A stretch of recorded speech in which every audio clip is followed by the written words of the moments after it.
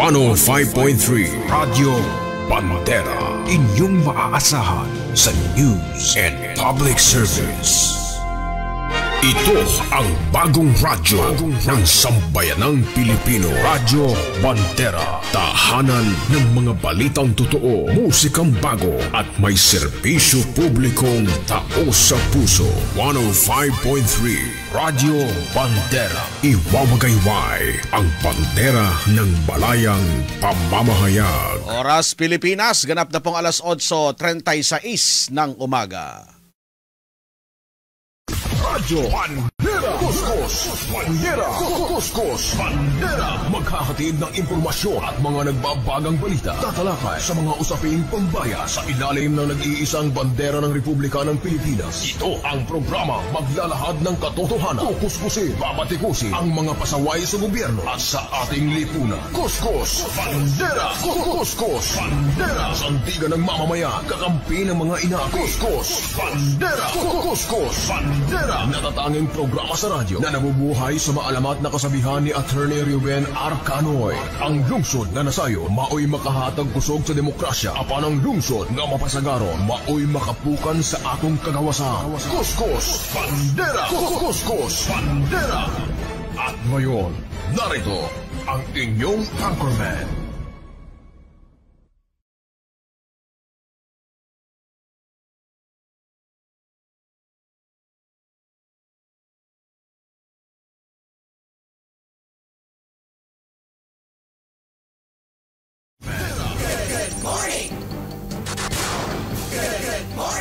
Magandang umaga Pilipinas, magandang umaga Cotabato City at Bangsamoro Autonomous Region in Muslim Mindanao. Ngayon po ay araw na po tayo ng Thursday, araw na po ng Huwebes, ika-13 na po sa buwan ng Marso 2025. Muling sumasa inyo ang mga balita mula ho dito sa Cotabato City, Maguindanao, di ba pang bahagi ng Central Mindanao.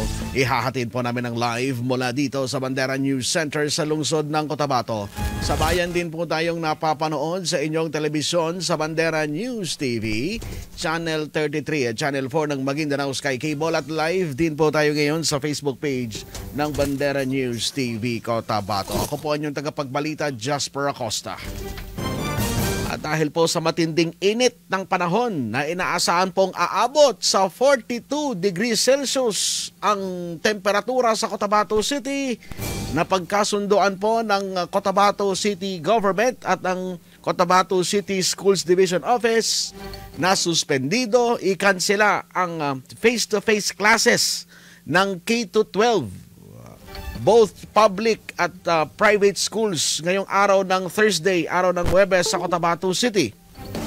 Ito po ang anunsyo mula kay Cotabato City Mayor Bruce Matabalaw. Walang klase, K-12, both private and public schools sa Cotabato City ngayong araw dahil po sa matinding init ng panahon. Umaabot po sa 42 degrees Celsius ang inaasahan na heat index, pinakamainit na temperatura sa araw na ito. At para naman sa mga kolehiyo, ipinauubaya na sa mga school administrator o school administration ang pagdedeklara kung may pasok o wala. Ito ay para sa kapakanan ng mga guro at mga mag-aaral, lalo na ngayon nag-aayuno sa panahon ng Ramadan. So yan po ang announcement ni Cotabato City Mayor Mus Matabalaw. Mga alas 3 inilabas, no? Itong announcement ni Mayor Bruce na walang pasok K-12 dahil po sa napakainit na panahon. At ang Cotabato City nga pala ang ikatlo sa may pinakamainit na temperatura ngayong araw sa buong bansa. Uy, talaga, ito yung nasa heat index forecast ng Pag-asa. Ano bang nangunguna? Dagupan City, 45 degrees Celsius.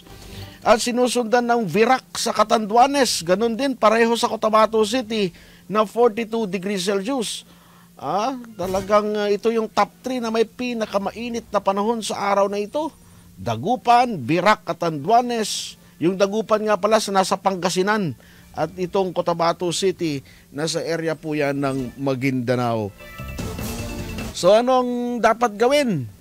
Kung mainit ang panahon, nagpalabas ng advisory ang Cotabato City Disaster Risk Reduction and Management Office. nandito, kinakailangan na limitahan ang pagbabad outdoors. Uminom ng maraming tubig, lalo na doon sa mga hindi nagpapwasa. Avoid tea, coffee, soda, and liquor. Wear umbrella, hats, and long sleeve kapag nasa outdoor.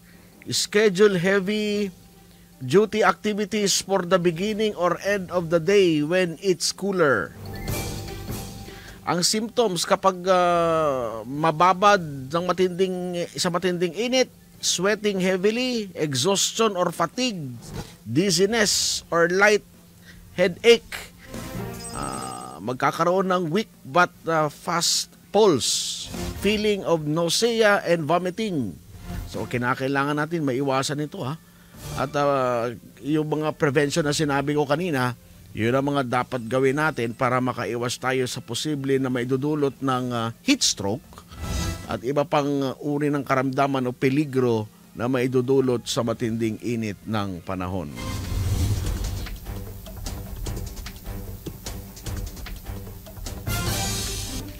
Namako naman tayo sa iba pang mga usapin. Mahigit 3 bilyong halaga ng shabu nasamsam ng Philippine Drug Enforcement Agency, habang isang high-value target naman ang arestado sa inilunsad na buy-bust operation sa Purok 4, Barangay Matampay sa Marawi City sa lalawigan ng Lanao del Sur.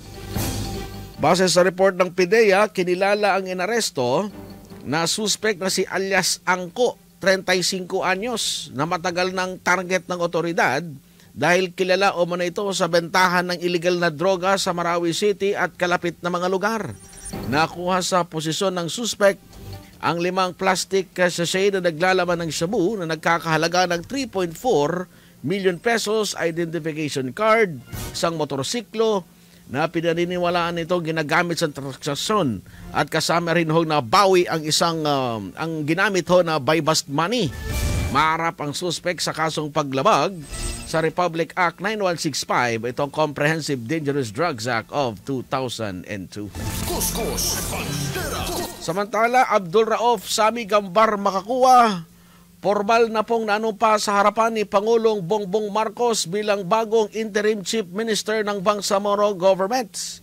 Isinagawa ang oath-taking kahapon, pasado 3:00 kahapon sa Palasyo ng Malacanang, kung saan naglabas din ng mensahe ang Pangulo sa pagkakatalaga kay Abdul Rauf Makakuwa bilang interim chief minister.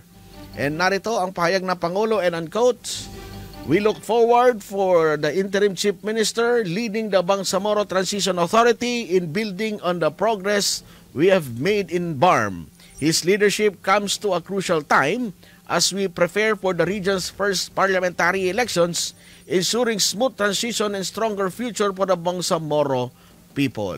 Yan ang mensahe ni Pangulong Ferdinand Marcos Jr. sa pagkakatalaga kay Interim Chief Minister Abdul Rauf Makakuwa.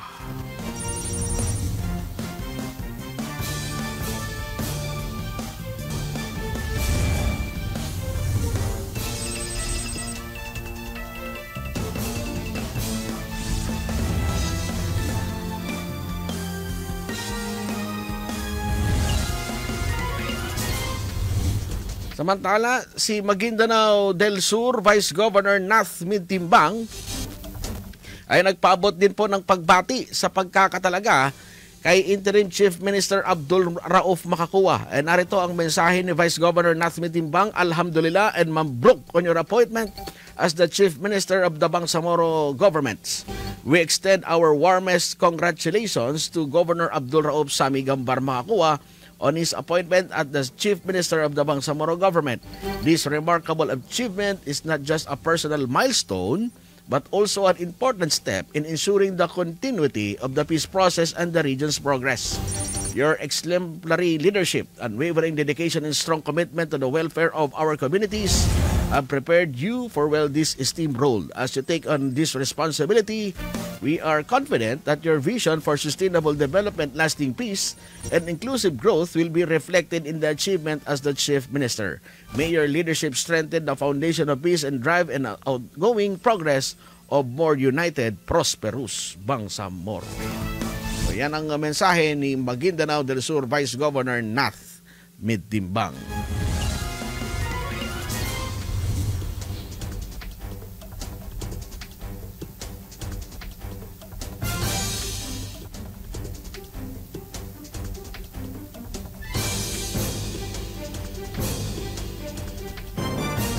Samantala, sa pinakalitas naman mula kay Pangulong Rodrigo Duterte, na siya po ay nasa bansang Netherlands na at nasa International Criminal Court upang harapin yung kanyang kinakaharap na kaso. At sa kanyang Facebook Live, sinabi ng dating Pangulo na okay ako, don't worry. Ito ang mensahe ni dating Pangulong Rodrigo Duterte sa kanyang Facebook Live. For all of whatever happened in the past, ako na yung nag-front sa ating law enforcement pati sa military. Ayon pa sa Pangulo, I will protect you and ako ang mananagot sa lahat. This will be a long legal proceeding but I say to you, I will continue to serve the country. So be it kung ganon ang destiny ko, ayon pa kay Pangulong Rodrigo Duterte. At narito ang kanyang pahayag sa kanyang Facebook Live.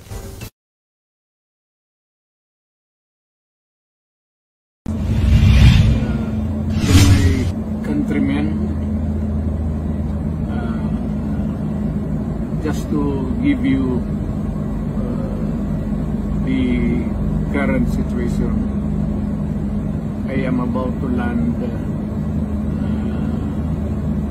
sa Hague. Galing ako Dubai, stopover for it's a long haul, it's a long flight. Okay ako. Do not worry. And I think this is something to do with the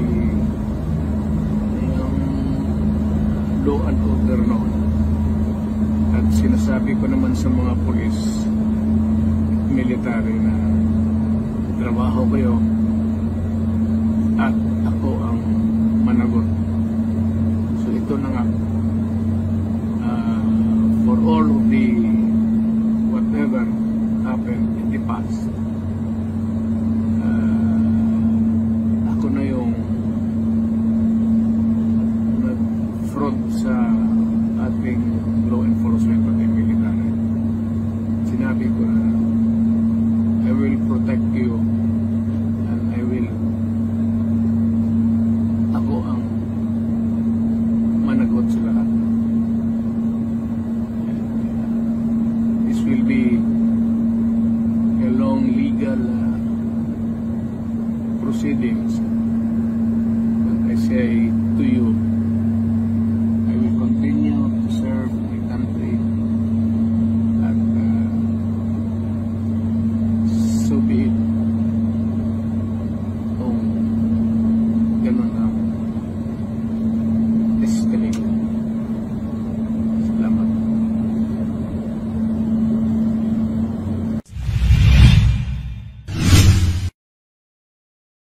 Sa kanyang Facebook Live, makaraang lumapag sa paliparan ng Netherlands. So, habang nasa Netherlands na ang Pangulong Rodrigo Duterte, dagsa naman ang nagpakita ng suporta kay former President Duterte sa isinagawang peace rally.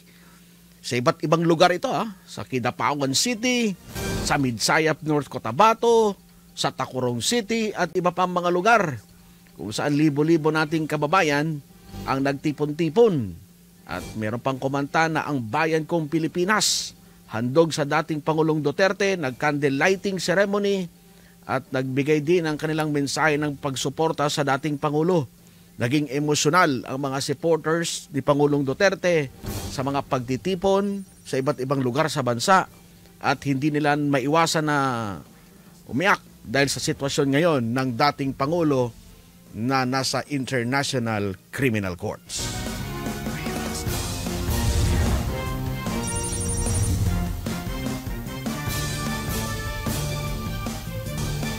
So ang tanong, gaano ba katagal yung paglilitis ng kaso? May sinasabi daw na aabot daw ng 8 taon. Grabe naman katagal yun. 8 years yung paglilitis sa kaso ng ganito. At meron pang mga reports na kung sakali daw na mapatunayang guilty raw ang Pangulo, Posible raw na makulong ng 30 taon. Totoo kaya yun? 30 years imprisonment? So, ilang taon na ba ang Pangulo ngayon? Kung 79 o 80, kung sakali lang na mapatunayang guilty. Na how about kung mapatunayang illegal yung kanyang pag-aresto? Di ba? Paano kung napatunayan na sinabing hindi dumaan sa tamang proseso yung pag-aresto sa kanya? May posibilidad ba na ibabalik ang Pangulo sa Pilipinas at walang sala ang dating Pangulo? Yan yung ilan sa mga inaantabayanan ng ating mga kababayan sa sitwasyon ngayon ni dating Pangulong Rodrigo Duterte. Kung siya ba ay mahatulan? Kung siya ba ay muling makakabalik pa sa Pilipinas? Kung sakaling may basura yung kanyang kaso? Marami na posibleng mangyari, no? Dahil marami tayong mga nabasa din na mga article na mga posibleng na magiging kinahihinatnan dito sa kaso ng dating Pangulo. Pero ganoon pa man, hindi nagtago si Pangulong Rodrigo Duterte. Kanyang hinarap ang mga posibleng kakaharapin ito sa International Criminal Court na siya ay naharap sa kaso na crime against humanity dahil sa kanyang madugong war on drugs nung siya pa ang Pangulo ng Pilipinas. Good morning! Samantala sa ating mga lokal na mga balita, abot po sa 30,000 pisong cash o 30,000 pesos na cash, bigas at grocery items ang ipinaabot na tulong ni Maguindanao Governor Baymariam Sangki Mangudadato sa 10 pamilya na sinunog ng mga armado ang kabahayan sa Barangay Malingaw, Sharif Agwak sa Maguindanao del Sur. Pinadala ni Governor Baymariam Sangki Mangudadato bilang kanyang kinatawan si PDRRMO Team Ambuludto upang matiyak na makakarating sa mga pamilya ang cash assistance at food packs. Nagsagawa rin ng damage assessment ang PDRRMO sa mga napinsalang ari-arian kung saan kabilang sa sinunog ng mga armado ang barangay hall, daycare center at bahay ng mga sibilyan sa Barangay Malingaw sa bayan ng Sharif Agwak.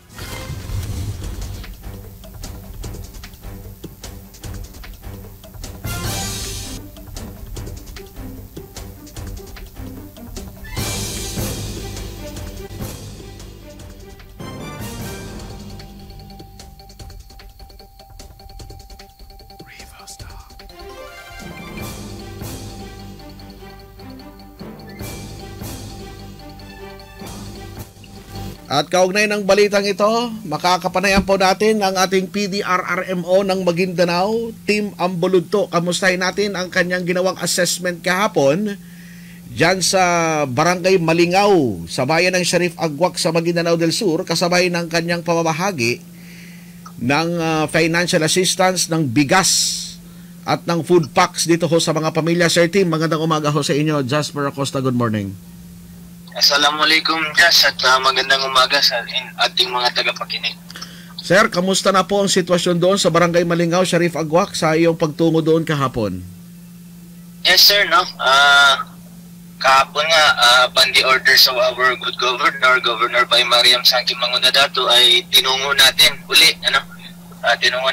yung barangay ng Malingaw sa bayan ng Sharif Agwak para tingnan mismo kung ano yung nangyari doon sa area dahil meron niyang napabalitang pagsunog umano nung mga kabahayan, pati na rin yung barangay hall at saka yung kanilang barangay health center. So yun nga, just nakita natin yung sitwasyon kahapon, sunog nga talaga yung mga kabahayan, pati na rin yung barangay hall.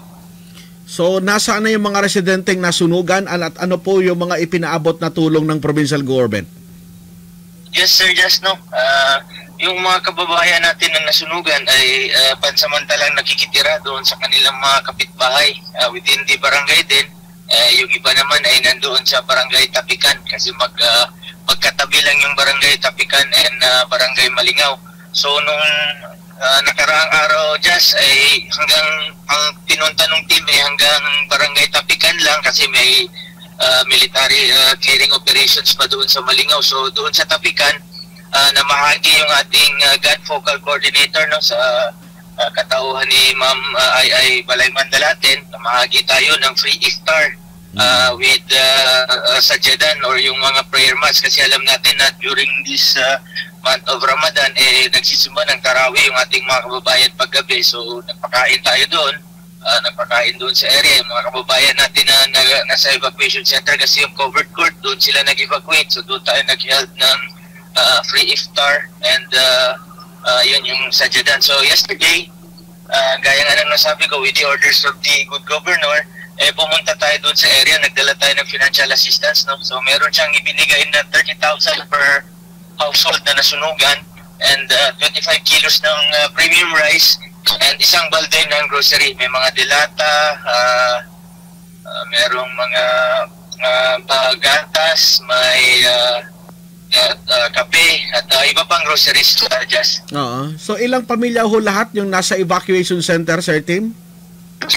Dapat nung unang assessment, sir, is ang affected is the entire barangay na Mindanao. So ngayon I believe parang minimal na lang, nasa 10 or nasa 10 to 13 families yung currently na doon. Pero pinauwi na kasi sila dyan kahapon. Dinaanan ko yung area na dating pinag-evacuate na wala na tao doon sa sa covered court. Pero yung mga gamit nila is nandoon pa sa gilid ng highway. Ibig sabihin nasa home base na lang sila, nakikitira sila sa kanilang mga kamag-anak. So itong financial cash, itong cash assistance na ibinigay, ito ba ay pambili ng construction supplies para pangkumpuni ng kanilang mga bahay, o bukod pa ito, o magbibigay din po ng construction materials ang provincial government upang maitayo yung kanilang mga sinunog na bahay, sir? Yes, sir. I think siguro panimula nila siguro yun, no? Panimulang kapital siguro ng mga kababayan natin kung ano man yung pwede nilang gawin doon sa pera na yun. Pero I think ang pinaka-priority nila is yung pagbili ng mga construction materials nila. Anyway, nasabi naman din natin sa ating mga kababayan, ang approach kasi natin just dito sa mga problemang ito is yung council approach, kumbaga whole nation approach. So hindi lang kami yung tutulong sa mga kababayan natin, we will tap other agencies ng DRR Council. In the past, Sir Just, no, the Office of Civil Defense, tumutulong din sila pagdating sa mga ito. Ang kailangan lang natin is i-submit yung report sa kanila, and magbibigay din sila ng tulong. Okay. With regards to the construction of the houses, kasi alam natin just 30,000 basic materials lang yun, pako, plywood, and ubos na yun eh. Pero ang pinaka-importante, merong initial na tulong, so pagkakasyahin ng ating mga kababayan, alam mo na yun for the meantime. Okay, so ano po yung guidance at specific instructions ni Honorable Governor by Mariam Sangki Mangudadato sa ating mga residente sa lugar? Go ahead, Sir Tim. Ang marching orders lang nung ating Agila ng Maguindanao is to continue monitor not only the area ng Barangay Malingaw sa bayan ng Sharifagwag, but also the surrounding municipalities, kasi na-drive out na nung ating armed forces yung mga nagkagulo doon or nanggulo doon sa area. So malamang nandyan lang sila sa mga katabing barangay or katabing bayan.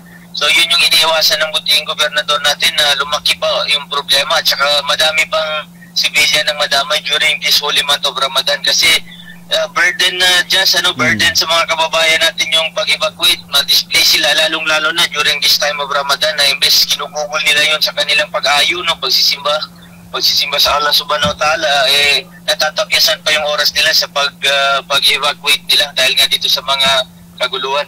Medyo na lang din si ma'am, kasi nakita nga kahapon doon sa ating post na pati yung barangay health center nila just ay sunog talaga, pati yung mga gamot, yun yung ni kapitan is matulungan. And we told the kapitan din naman na merong provincial mobile hospital yung ating pamahalaang panlalawigan ng Maguindanao del Sur, and we will try to provide kung ano yung mga basic needs nila.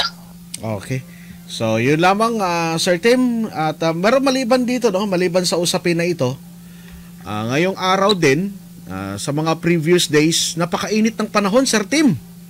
Umaabot ang heat index. Di ko lang alam sa Maguindanao, ilan ba ang pinaka-peak ng heat index ngayon, Sir Tim, sa Maguindanao, base sa inyong assessment? Base sa ano ng ating weather bureau, yung pag-assist, umaabot din ng nasa 40 to 41 dito sa Maguindanao. Pero I think dyan sa Cotabato City is much higher, ano? Ka-level nila yung ibang mga top heat indexes sa buong Pilipinas, which is aabot ng 45. Pero yung ramdam mo is sobra pa doon. So, ayun lang, pinapayuhan natin yung mga kababayan natin sa mga non-Muslim brothers and sisters natin.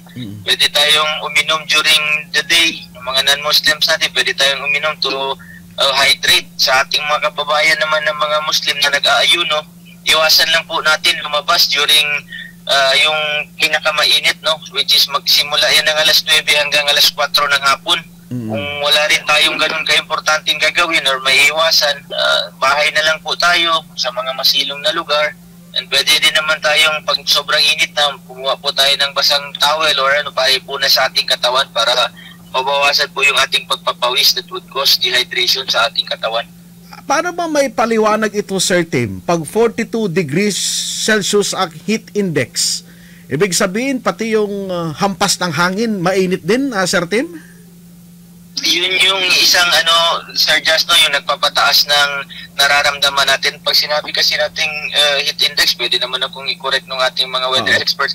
Yan yung init na nararamdaman from the sun papunta dito sa atin. Ang problema yan, na-amplify pa kasi gaya sa mga syudad, or sa tabi ng dagat. Pag sa tabi ka ng dagat, alam naman natin na parang nare-refract yan sa tubig, yung init. Then pag nandito ka sa city, yung init ng kalsada, yung mga asfalto natin, ganun din, nagre-reflect din yung init. So, mas mataas yung ramdam natin sa temperature. Plus, halos wala tayong mga puno na din na makakatulong sana sa pagpapababa ng init na nararamdaman natin.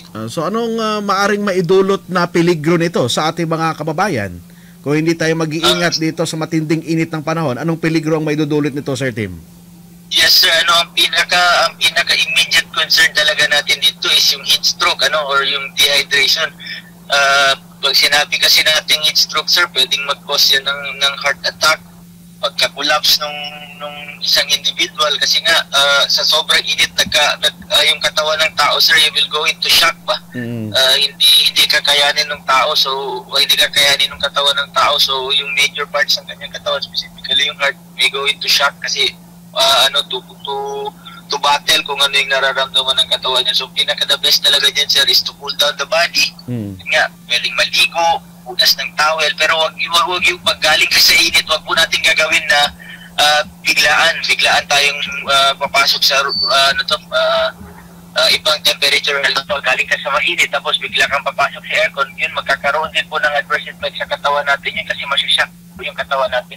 Okay. So gradually dapat yung pagbabago ng temperature ng katawan para hindi po mabigla yung ating katawan. Mapapansin nyo sa ating cases na ganun galing sila sa labas tapos biglang pumasok si aircon na collapse. Kasi nga ganun, hindi nakaka-adjust ka agad yung body. Kung pwede, galing ka sa mainit or galing ka sa malamig, vice versa, palipat ka ng temperature, wag biglain yung katawan mo kasi hindi yan makaka-adjust ka agad-agad. Okay. So ang ating PDRRMO at ang iyong mga MDRRMO sa buong probinsya ay nakahanda na kung sakaling rumisponde sa mga nangangailangan ng Sir Tim? Yes, sir, just ang ating opisina, pangunguna ng PDRRMC Chairperson, Governor Bay Mario sa ating mga Dodato is Operation Center po natin. Nasa 24/7 po ang ating operation. So nakabantay tayo every minute of every day kung ano man yung pwedeng mangyari sa ating probinsya. Yun lang ang hiling ko lang sa mga kababayan natin kasi papansin natin ngayon na pag may insidente ang inuuna pinopost. Wala rin po problema dyan sa pagpost. Ang hiling lang namin pati sana yung detalye. Kasi pag makita natin minsan sa post ng mga kababayan natin, hello guys, hi guys, nandito. Please include po. Pinaka-importante yung location ng pangyayari kasi para if ever man na makita ng mga kababayan natin, pwede po tayong mag-react at tumawag sa mga concerned agencies kagaya ng halimbawa may shooting incident. Tawag po tayo sa PNP if may sunog, tawag po tayo sa sa PNP nung kalapit na lugar. Ang pinaka-importante dyan, sir, hindi ko sinasabing masama yung pag-video, pag-vlog.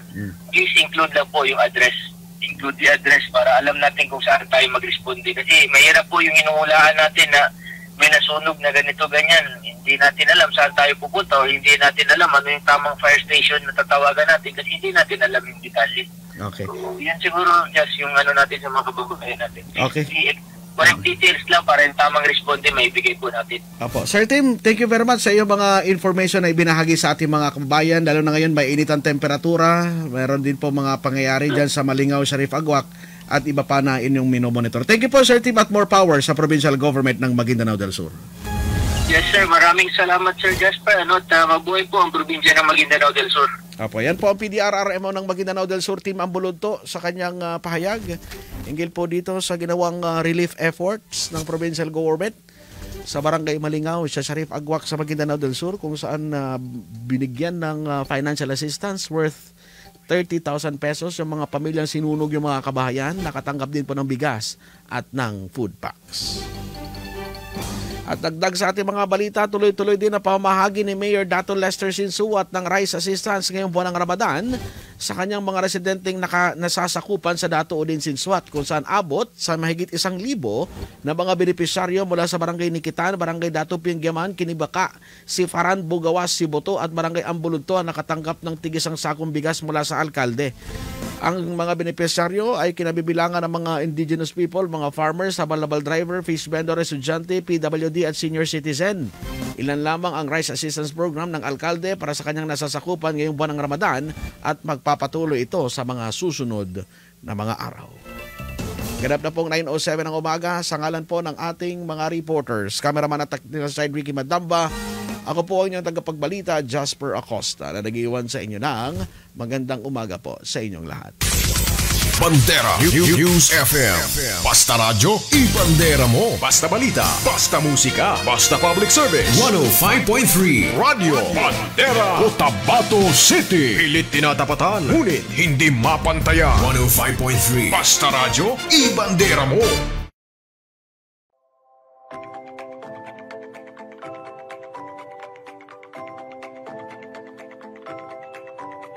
Ang Bangsamoro Party Ubapa ay para sa kapayapaan, hustisya, kaunlaran at karapatan ng Bangsamoro. Ito ay nagsisilbing tahanan, silungan at kaagapay ng lahat, mapamusliman, Kristiyano at lumad. Partido ng umpungan na may tunay na malasakit sa ating bayan. Sa oras ng kagipitan, si Bapa ang maaasahan na ipaglaban ng inyong karapatan. Dahil sa Bapa, lahat kasali at walang maiiwan. Kaya naman, kay Bapa Tanalangon.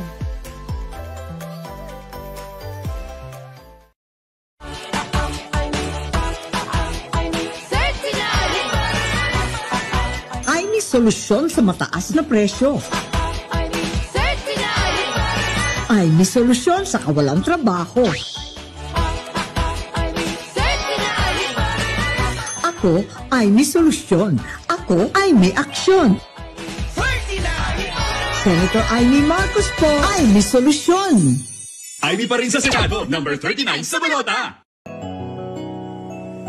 Bay Maria Manguda Datu Agila ng Maguindanaoan, gobernador ang may malasakit, karapatan nyo'y ipaglalaban.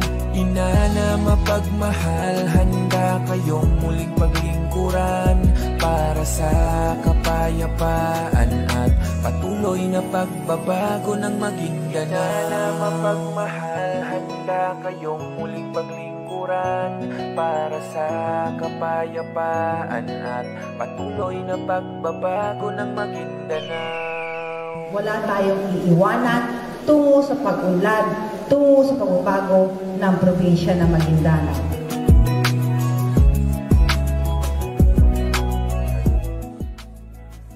Sino magkakaguyod sa magsasaka? Agri, sa Agri, umagri tayong muli. Sa Agri, agrikultura, sandigan ng ating bayan. Buong bansa, nakikinabang. Umagri at magkaisa, proteksyon laban sa smuggling at importasyon. Umagri tayong muli sa Agri. Muling itanim sa Kongreso Kongreso. Agri, patuloy ang paggawa ng mga batas para sa proteksyon at tulong pinansyal ng agrikultura. Umagri tayong muli sa Agri. Number 88 sa balota. Ang ating pangarap ay abot kamay na, bagong pag-asa'y narito na. Edukasyon para sa kabataan, kapayapaan ang laging isusulong ni Gov. Teng Mangudat ato, mula bundok hanggang dalampasigan, mga proyekto'y para sa mga kabarangay natin. Alam niyo ba na karamihan sa ating barangay ay kulang na kulang sa pondo kada taon? Sa dami ng pangangailangan ng ating barangay, hindi ito sapat. Ang barangay natin ay may dalang solusyon. Dagdagan natin ang pondo ng mga barangay. Magbigay ng tamang sahod at benepisyo. Bigyan ng sapat na seguridad ang bawat isa. Isulong natin ang mga programa para sa ating mga kabarangay. Sa barangay natin, may dignidad ang bawat isa. Barangay natin party list, dito ang simula. Juliano Family Resort is open to serve, like birthday parties, wedding, children's party, and special events you wanted. Bring your family, relatives, friends, and enjoy your day. Juliano Family Resort is located at 3rd Street, Don Isero Juliano Compound, Cotabato City. For inquiries and reservation, you may call or text 0965-7515-787 and look for Maxi Lumingkit. Kayo ba ay naghahanap ng pulido at maaasahang mag-ayos ng inyong sasakyan? Huwag nang magdalawang isip pa.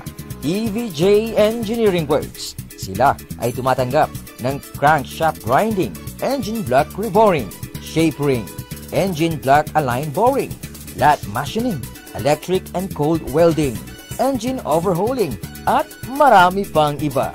TVJ Engineering Works. Sila ay matatagpuan sa Don Isero Street, Juliano Compound, Cotabato City. Looking for a low budget but satisfying entertainment? Subscribe now at Maguindanao Sky Cable. Offers 2-in-1 connectivity with lowest monthly rate. Provides internet connection.